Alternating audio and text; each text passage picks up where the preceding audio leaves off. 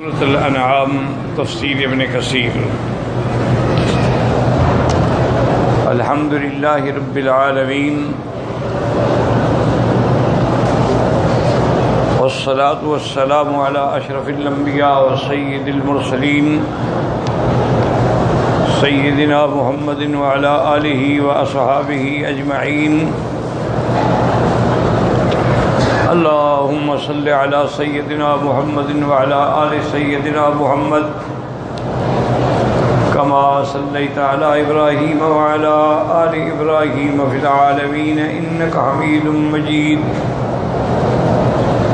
اعوذ باللہ من الشیطان الرجیم، بسم اللہ الرحمن الرحیم۔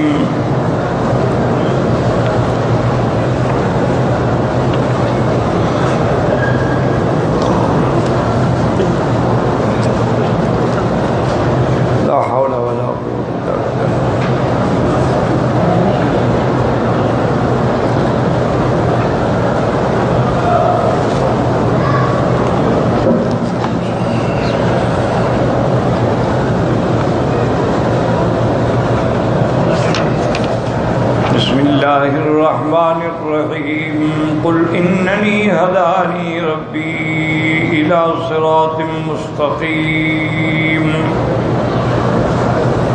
دینا قیما ملت ابراہیم حنیفا وما کان من المشرکین قل ان صلاتی ونسکی ومحیای ومماتی للہ رب العالمین لا شریک لہ وبذلک امرت وانا اول المسلمین قل اغیر اللہ ابغی ربا وهو رب كل شيء ولا تكسب كل نفس إلا عليها ولا تزر وازرة وزر أخرى ثم إلى ربكم مرجعكم فينبئكم بما كنتم فيه تختلفون۔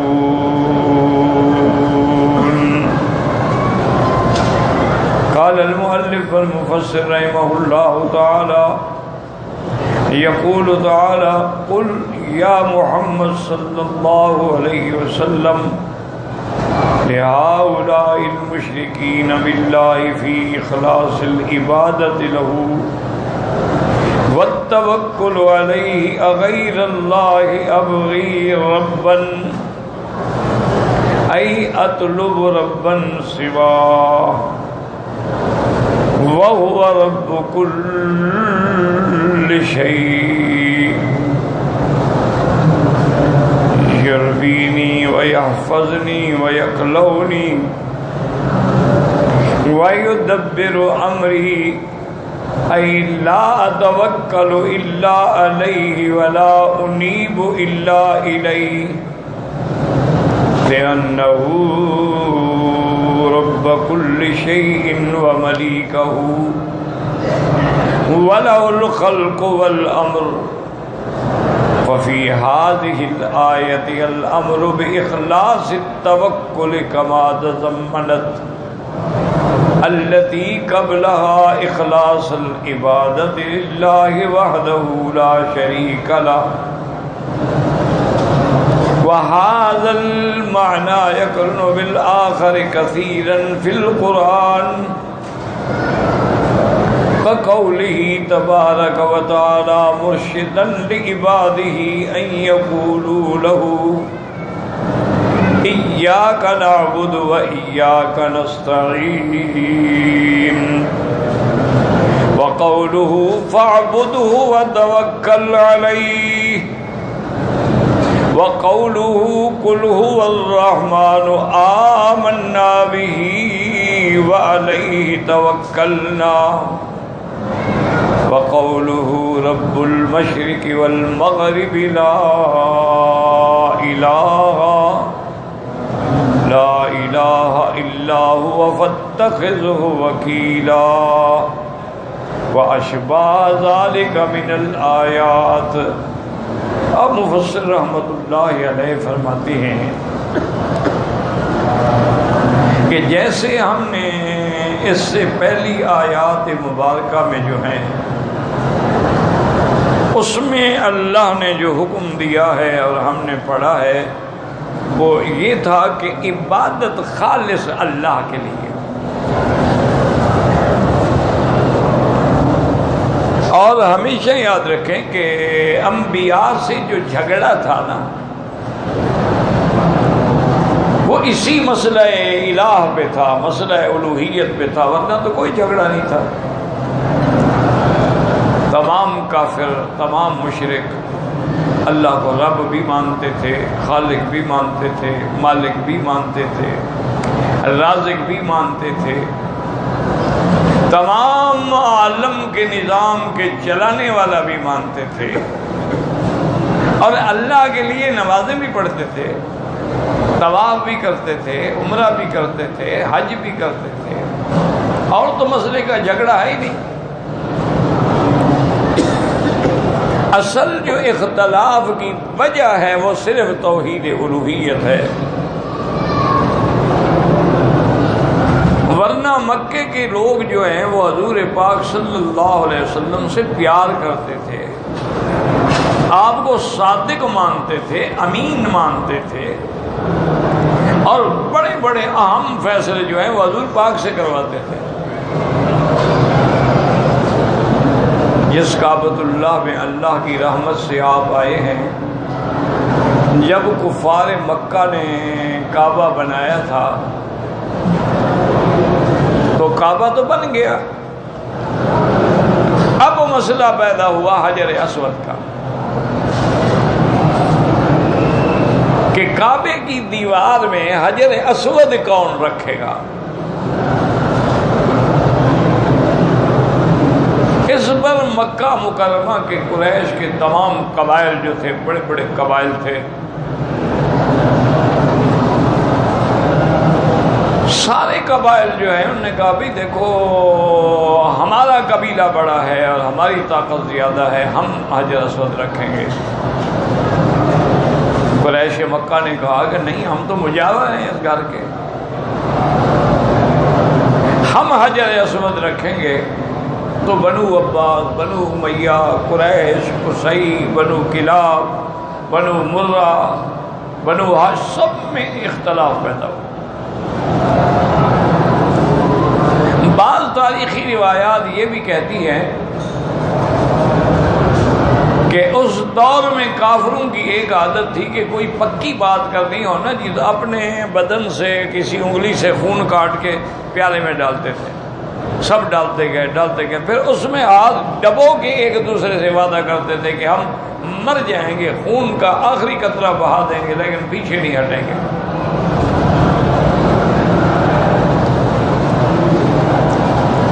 کیونکہ ان کو پتا تھا کہ حجر اسود کا رکھنا جو ہے اتنا بڑا اعزاز ہے، اتنا بڑا شرف ہے کہ قیامت تک ہمارا نام ہوگا،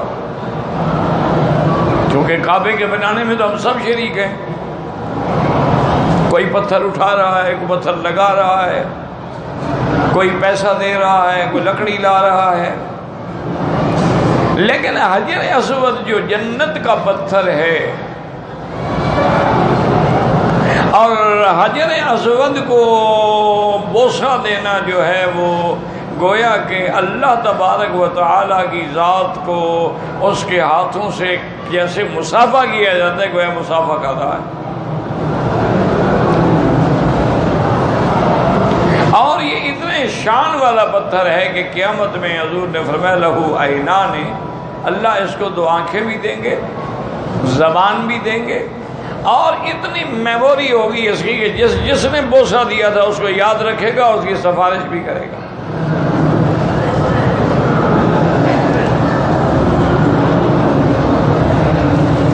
تو اس لیے ہر آدمی چاہتا تھا کہ یہ اعزاز مجھے ملے۔ آپ کے یہاں دیکھیں نا کوئی بڑا منصوبہ ہو تو افتتاح کرنے کے لیے سب سے بڑے آدمی کو بلایا جاتا ہے۔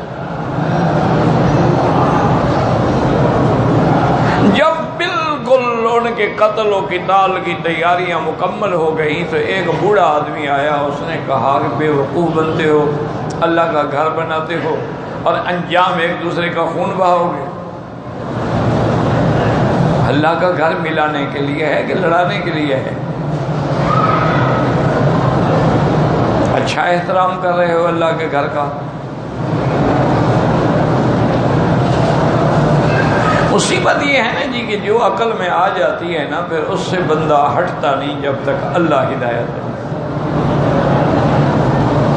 اچھا، کعبۃ اللہ کا ایک احترام یہ بھی کرتے تھے کہ ان کی عورتیں جو ہیں وہ کپڑے اتار کے طواف کرتے ہیں، یہ بھی احترام تھا۔ کیا مطلب؟ انہوں نے کہا جی ان کپڑوں میں ہم نے گناہ کیا ہے تو کعبے میں پہن کے کیسے ہیں؟ تو اللہ کے بندے، کپڑوں میں گناہ کیا ہے، کپڑے تو اتار دیے، تو جس بدن نے گناہ کیا ہے اس کو بھی کاٹ کے پھینک دو، بس عقل ہے۔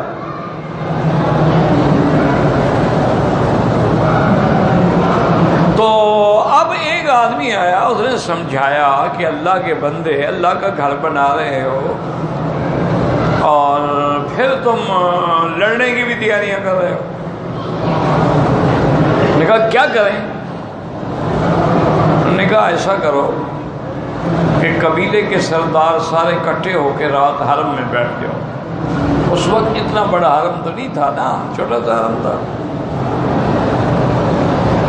کعبۃ اللہ کے باہر یوں سمجھ لو کہ 10 میٹر گول بس۔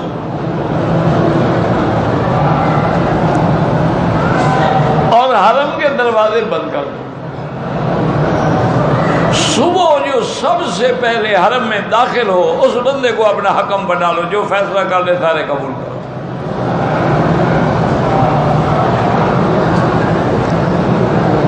تم کسی کو بتاؤ گے تو نہیں نا تاکہ وہ جلدی آ جائے، کسی کو پتہ ہی نہیں اس بات کا۔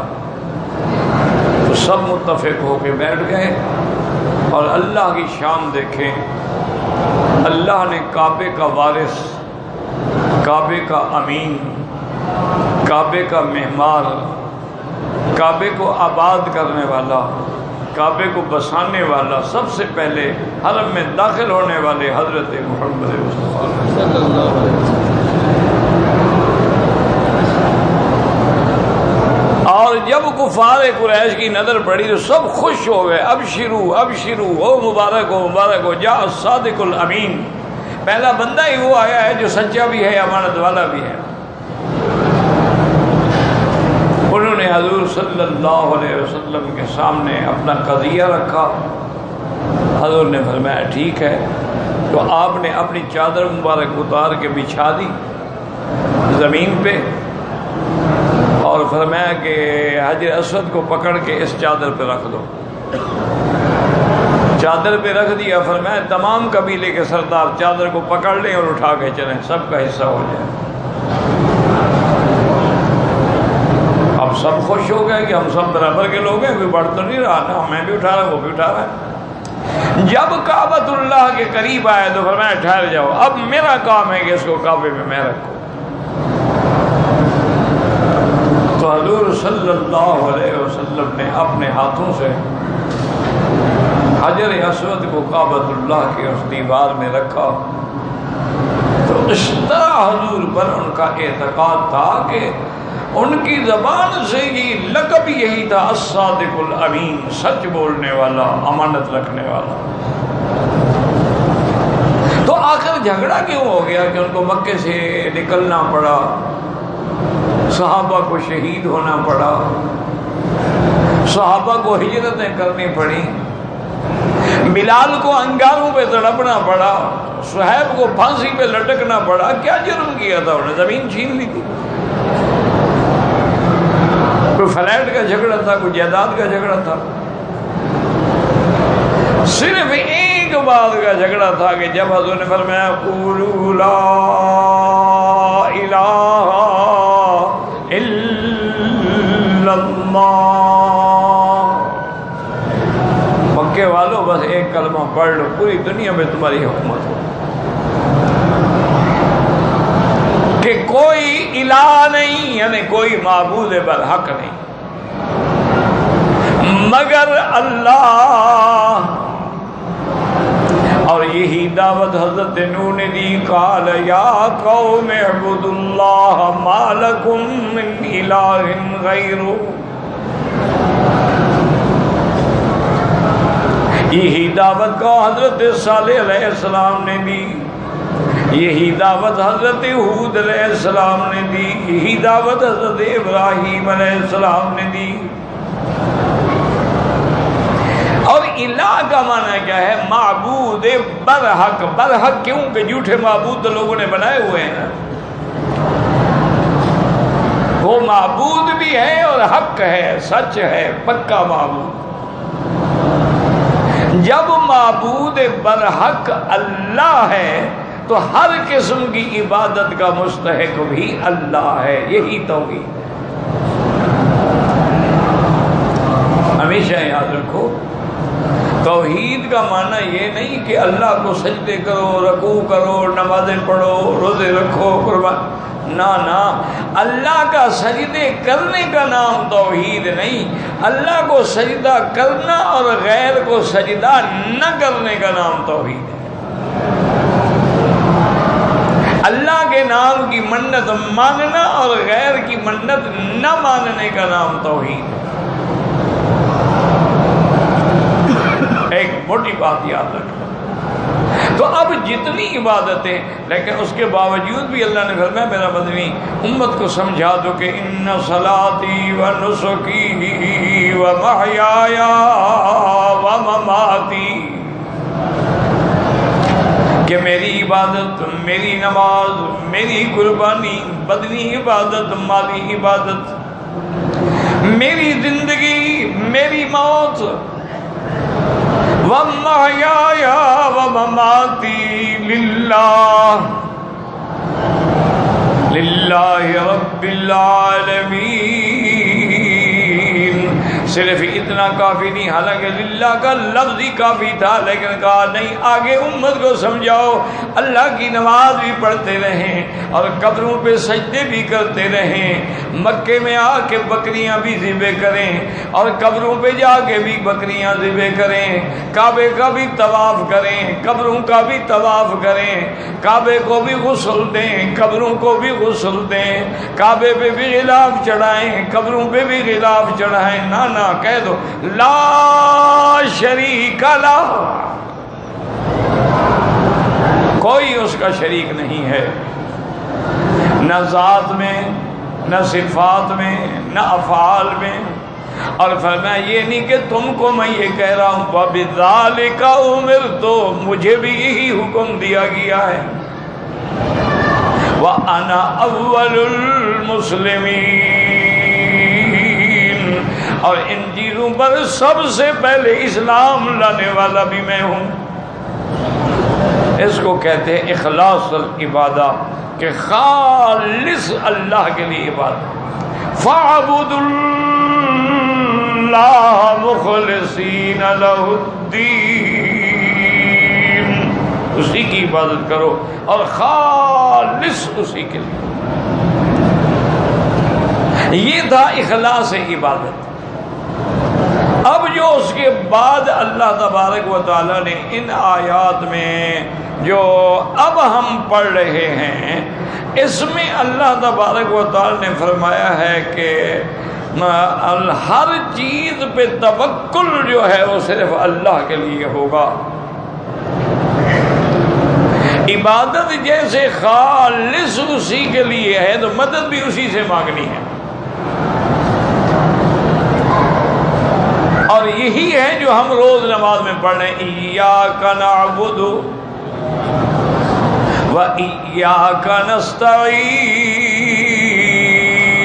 تیری ہی عبادت کرتے ہیں اور تجھ ہی سے مدد مانگتے ہیں. وہ ہمارے ایک بزرگ تھے، بہت بڑے عالم تھے، اللہ ان کی قبروں پہ رحمتیں فرمائے. وہ کہتے تھے مکی صاحب بس یہی ہی اور بھی کا مسئلہ ہے، یہ سمجھ آ جائے تو مسئلہ حل ہو جائے. کیا معنی تیری ہی عبادت کرتے ہیں، یہ نہیں کہ تیری بھی عبادت کرتے ہیں اور غیروں کی بھی کرتے ہیں۔ جیسے بیوی کہے تیری بھی ہوں، کبھی کبھی انجوائے بھی کر لیتی، نہیں تیری ہی ہوں۔ اسی طرح عبادت میں ہے کہ تیری ہی عبادت کرتے ہیں، تیری بھی نہیں۔ ہم اسی چکر میں ہیں کہ تیری بھی عبادت کرتے ہیں اور غیروں کی بھی کرتے ہیں، تجھ کو بھی پکارتے ہیں یا رب البیت لبیک اللہم لبیک، اور یا معین الدین اجمیری، یا غوث الاعظم، یا پیران پیر، یا شیخ عبد القادر جیلانی، تو اس کو بھی پکارتے، تیری بھی عبادت کرتے ہیں، ان کی بھی عبادت کرتے ہیں۔ اللہ نے فرمایا تم بیوی میں کسی کو شریک نہیں بناتے ہو، میں خدائی میں شریک بنا لوں، عقل کرو۔ تم اپنی زمین میں کسی کو شریک نہیں بناتے ہو، میں ملک میں شریک بنا لوں۔ یہ میرا گھر ہے، میری بیوی ہے، میرا بچہ ہے، حالانکہ کوئی گارنٹی بھی نہیں ہوتی۔ کیا گارنٹی ہے کہ میرا بچہ ہے؟ یہی ہے نا، اب تو ڈی این اے ٹیسٹ وغیرہ ہوتے ہیں، لیکن وہ بھی سنا ہے کہ غلط ثابت ہو گئے، وہ بھی غلط ہو سکتے ہیں۔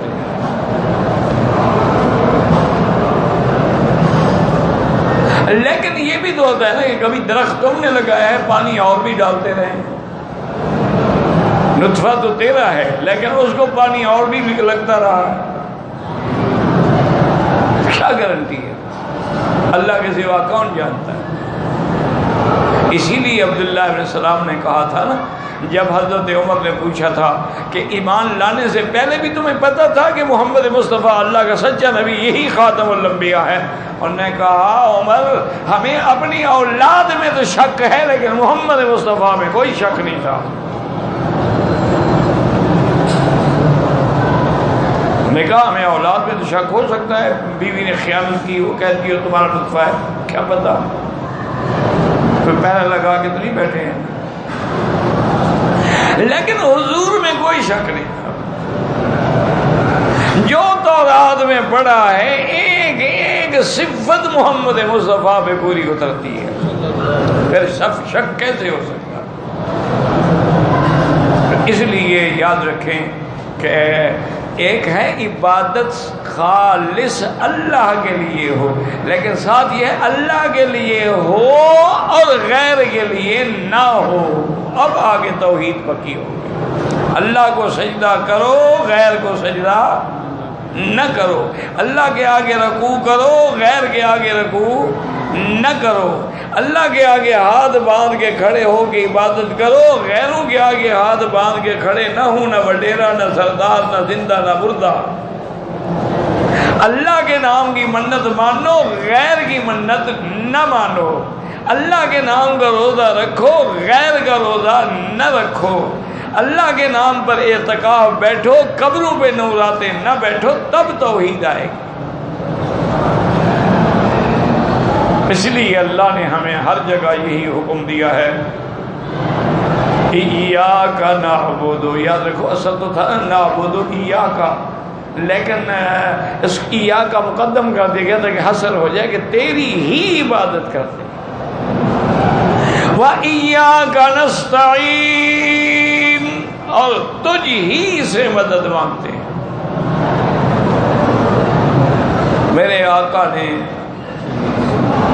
محبوب دو عالم صلی اللہ علیہ وسلم نے مسئلہ ہی حل کر دیا، 3 کلمے سکھائے، انہیں کو یقین سے پکڑ لو نا تو کبھی گمراہ نہیں ہوگے۔ حضور نے فرمایا اذا سألت فاسأل من اللہ، جب مانگنا ہو تو اللہ سے مانگو۔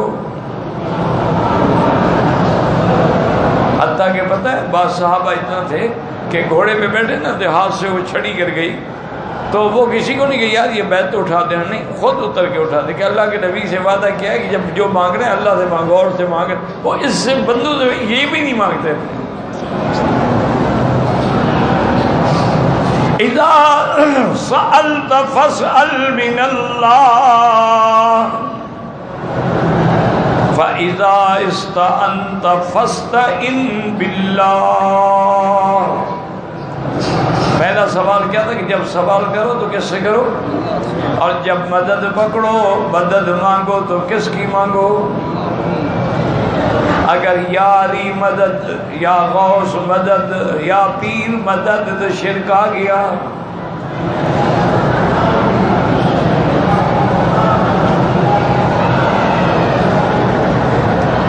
اور شیعہ کا تو عقیدہ بھی یہیں سے شروع ہوتا ہے، والسلام علیکم نہیں کہیں گے کہ یا علی مدد، دوسرا کہے گا مولا علی مدد، پہلے مشرک ہو گئے، بس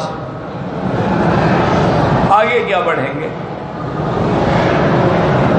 فرمایا اذا استعنت فاستعن باللہ، جب مدد پکڑو تو اللہ سے مدد پکڑو۔ اور تیسرا سبق کیا ہے؟ وَإِذَا تَوَكَّلْتَ فَتَوَكَّلْ عَلَى اللَّهِ، اور جب بھروسہ کرو تو صرف اللہ پہ بھروسہ کرو۔ دیکھو نا جی، ہم کسی پیر پہ بھروسہ کریں، جب وہ مر جائے پھر کیا کریں؟ وہ تو پیر صاحب خود مر گئے، اب ہم کس پہ بھروسہ کریں؟ اچھا، جب وہ پیر پیدا نہیں ہوا تھا تو پہلے لوگ کس پہ بھروسہ کرتے تھے؟ اور پیر ڈھونڈ دیتے۔ تو جیسے پھر ہندو نے 35 کروڑ دیوتا بنا رکھا ہے، پھر ہم نے بھی تو کمی نہیں کی نا، ہمارا بھی تو وہی حال ہے۔ عربوں کے پیر الگ ہیں اور عجموں کے الگ ہیں اور سندھیوں کے الگ ہیں اور پختونوں کے الگ ہیں اور پشتونوں کے الگ ہیں، سب کا اپنا اپنا پیر۔ اچھا خدا کی شان دیکھو، اگر پیر سندھی ہو وہ عربی نہیں جانتا، عربی پیر ہو تو سندھی نہیں جانتا، لیکن یہ کہتے ہیں پیر سب جانتا۔ اس کے آگے تو جی کوئی چیز چھپی ہوئی نہیں بولتے، اس کے ایک لفظ تو کہو بول کے دکھا دے، سب کیسے جانتا ہے؟ تو بس 3 چیزیں یاد رکھو، اذا سألت فاسأل من اللہ، مانگو اللہ سے، وَإِذَا اسْتَعَنْتَ فَاسْتَعِنْ بِاللَّهِ، مدد پکڑی ہو تو اللہ سے، وَإِذَا تَوَكَّلْتَ فَتَوَكَّلْ عَلَى اللَّهِ، اور توکل کرنا ہو تو اللہ پہ کرو، کیوں؟ وَتَوَكَّلْ عَلَى الْحَيِّ الَّذِي لَا يَمُوتُ، اس زندہ پہ توکل کرو جس میں کبھی موت نہیں آئے گی۔ اسی لیے حسبنا اللہ ونعم الوکیل، اسی لیے حضور صلی اللہ علیہ وسلم علیک توکلت والیک انب، تیری ذات پہ بھروسہ ہے اور تیری طرف ہی لوٹنا ہے۔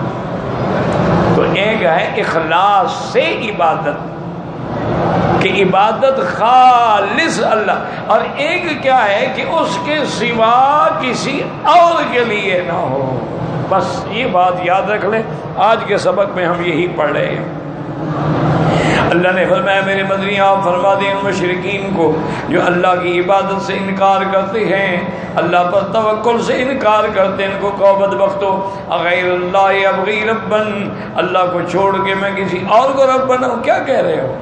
اطلب ربا سوا وهو رب کل شیء، وہ ہر چیز کا رب ہے، اسی نے تربیت دی ہے، حفظنی، وہی حفاظت فرماتے ہیں، وہی نگہبانی کرتے ہیں، وہی دبر امری، میرے سارے امور اسی کی تدبیر سے ہوتے ہیں۔ اے لا اتوکل الا علیہ، اللہ کے سوا میں کسی پہ توکل نہیں کرتا، ولا انیب الا الیہ، اللہ کے سوا میں کسی کی طرف رجوع نہیں کرتا، لانہ رب کل شیء، کیونکہ ہر چیز کا رب وہی ہے، ہر چیز کا مالک وہی ہے، بلہ الخلق والامر، مخلوق بھی اسی کی ہے اور حکم بھی اسی کا ہے۔ وفی هذه الآیت الامر باخلاص التوکل، اس آیت میں اللہ نے حکم دیا ہے کہ خالص اللہ پہ توکل کرو، کما تضمنت التی قبلها، اس سے پہلے جو آیت تھی اس میں حکم تھا اخلاص العبادت للہ وحدہ لا شریک لہ، کہ خالص عبادت اللہ کے لیے کرو جس کا کوئی شریک نہیں ہے۔ وہذا المعنی یکون بالآخر کثیرا، مفسر فرماتی ہے کہ اخلاص فی العبادت اور اخلاص فی التوکل جو ہے قرآن پاک میں کئی مقام پہ اللہ نے اکٹھے ذکر فرمایا ہے، جیسے فرماتے ہیں ایاک نعبد و ایاک نستعین، تیری ہی عبادت کرتے ہیں اور تجھی سے مدد مانگتے ہیں۔ اسی طرح اللہ فرمایا فَعَبُدْهُ وَتَوَكَّلْ عَلَيْهِ، اس کی عبادت کرو اور اسی پہ توکل کرو، اور جیسے فرمایا قُلْ هُوَ الرَّحْمَنُ آمَنَّا بِهِ وَعَلَيْهِ تَوَكَّلْنَا، کہہ دو وہی رحمان ہے، رحیم ہے، اس پر ہم ایمان لائے اور اسی پہ ہم توکل کرتے ہیں۔ اور اسی طرح کہہ دو رب المشرق والمغرب، وہ رب مشرق بھی ہے مغرب بھی ہے، لا الہ الا ہو، کوئی معبود نہیں مگر اللہ، فاتخذوا وکیلا، اسی کو اپنا ضامن پکڑ لے، اسی کو اپنا نگہبان پکڑ لے، واشباہ ذلک من الآیات، اور اس قسم کی آیات جو ہیں قرآن پاک کے اندر بہت زیادہ ہیں کہ عبادت بھی خالص اللہ کے لیے اور توکل بھی خالص اللہ کے لیے، ولا تکسب کل نفس الا علیہا ولا تزر وازرۃ وزر اخری، اخبار نواقع یوم القیامہ اللہ تعالی وحکمہ وعدلہ ان النفوس انما تجازی باعمالها ان خیرا فخیر وان شرا فشر وانه لا يحمل من خطیئة احد وهذا من عدله تبارک وتعالى كما قال تبارک وتعالى وان تدعو مثقلة الى حملها لا يحمل منه شيء ولو كان ذا قربى، اور اللہ نے فرمایا کہ ان کو یہ بھی بتا دیں کہ قیامت والے دن کوئی کسی کو کچھ بھی نہیں دے سکتا، ہر بندے کو اس کے اپنے کسب کی سزا ملے گی، جزا ملے گی اللہ کے حکم سے، اللہ کے عدل سے، ان النفوس تاکہ تمام لوگ جو ہیں تو جازی بھی اعمالها، اپنے اعمال کے مطابق ان کو جزا دی جائے گی، ان خیر فخیر و ان شر فشر، عمل اچھا ہے تو بدلہ بھی اچھا ہوگا، اور اگر عمل بھیڑا ہے تو بدلہ بھی بھیڑا ہوگا، وَأَنَّهُ لَا يَحْمِلُ مِنْ خَطِيئَةِ أَحَدٍ عَلَىٰ أَحَدٍ، کسی ایک کا گناہ دوسرے پہ نہیں رکھا جائے گا، کیونکہ یہ اللہ کا عدل ہے، جیسے فرماتے ہیں تد مسکۃ الی حمل لا يحمل منه شيء ولو كان ذا قربى والله اعلم۔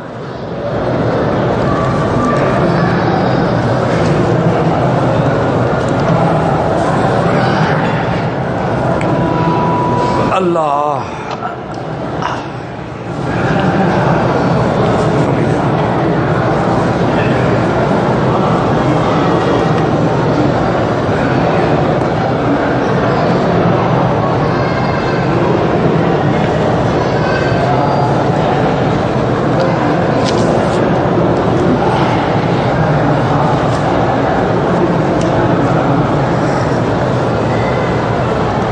گزارش یہ ہے کہ کسی نے پوچھا ہے کہ مثلا لوگ ہیں جو سعودی عرب میں یا اور ملکوں میں نوکری کے لیے جاتے ہیں 2 سال 3 سال، کیا ان کی نکاح میں کوئی خلل آتا ہے یا نہیں آتا؟ پہلی بات یہ سمجھیں کہ اگر خامند کسی دوسرے ملک میں ہے 2 سال 4 سال 10 سال، نکاح نہیں ٹوٹتا، وہ اس کی بیوی رہتی ہے۔ اسی لیے یہ مسئلہ جو ہے نا مفقود زوج والا، کہ اگر کسی عورت کا شوہر مثلا گم ہو گیا، پتہ ہی نہیں کہاں، نہ خط نہ ٹیلی فون نہ ایڈریس نہ معلومات نہ رابطہ، تو امام مالک رحمۃ اللہ علیہ تو فرماتے ہیں کہ وہ عورت 3 سال انتظار کرے، 3 سال کے بعد بھی اگر اس کے شوہر کا کوئی